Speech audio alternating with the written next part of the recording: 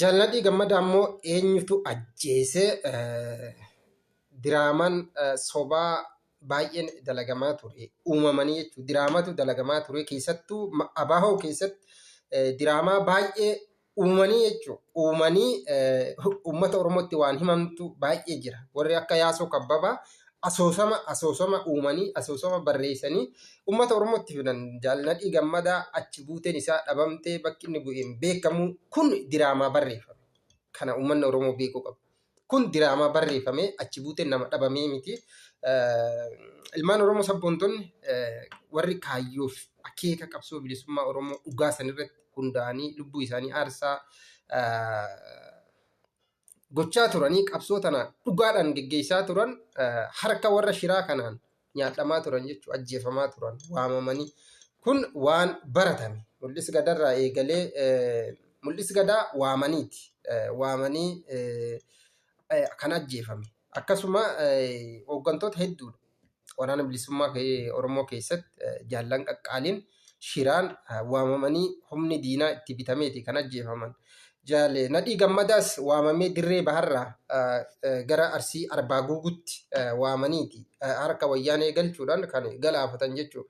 So achi buutee dhabame jechaan jedhu jecha argitee diinaa farra shirri qabsoo bilisummaa Oromoo kun hammam akka ga'u kan namatti mul'isu jechuudha. Jaalladhii Gammadaa jechuun nama taraa gatii hin qabne achi buuteen isaa dhabamuu miti jechuudha. Nama guddaa warri wayyaanes beeku nama adda bilisummaa Oromootiif ija lubbuu jechuun hafuura kan ta'e jechuudha. Gaafa duraatis hamma gaafa qabamuutti illee jechuudha. Nama dhaabdi sun qabdu nama uummanni Oromoo qabu keessa illee isa tokko. Nama achi buuteen isaa qabamee odeeffannoon isaa dhokatu miti jechuudha. Kanaaf achi buuteetu dhabame jechaan jiru waan hedduu takka daranii ajjeefamuu isaa caalaa achi buutee dhabame diraamaa jedhu asoosama jedhu bocuun isaanii sun waan hedduu takka namatti dhagahamuu fi nama dhukkubsuudha.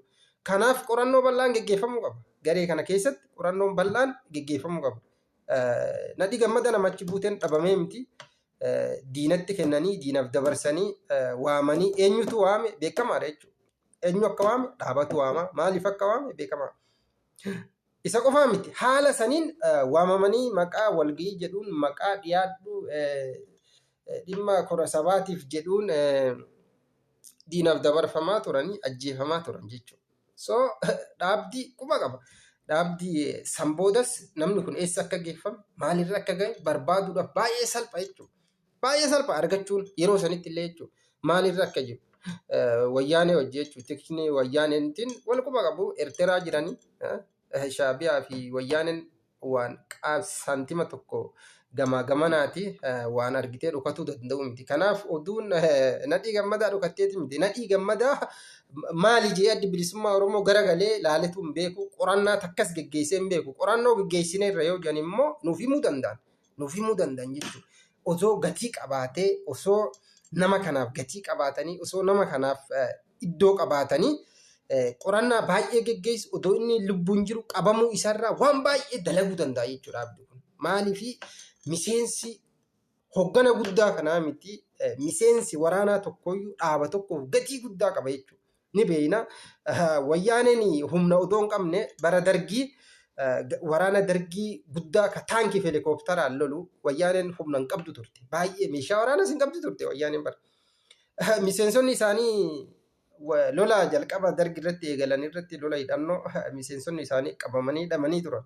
Operaashinii 3 ajaa'ibaa geggeessuudhaan wayyaaneen mana hidhaati kan baafatte hooggantoota san jechuudha. Injifannoo guddaa uummata Tigraay biratti illee fudhatama akka qabdu kan gonfachiise keessaa operaashiniin sun isaan ijoodha jechuudha. Garuu Nadhii Gammadaa achi buutee dhabame. Diraamaa jiru barreessuudhaan asoosama jedhu barreessuudhaan uummanni Oromoo umrii guutuu akka boo'u jechuudha. Boochisuu akka boo'u taasifame. Nadhiin achi buutee dhabame eessa jira wayyoo goota akka uummanni kun diraamaa asoosama isaan uumanii barreessanii wayyaanirraa fudhatanii oofaa turanii.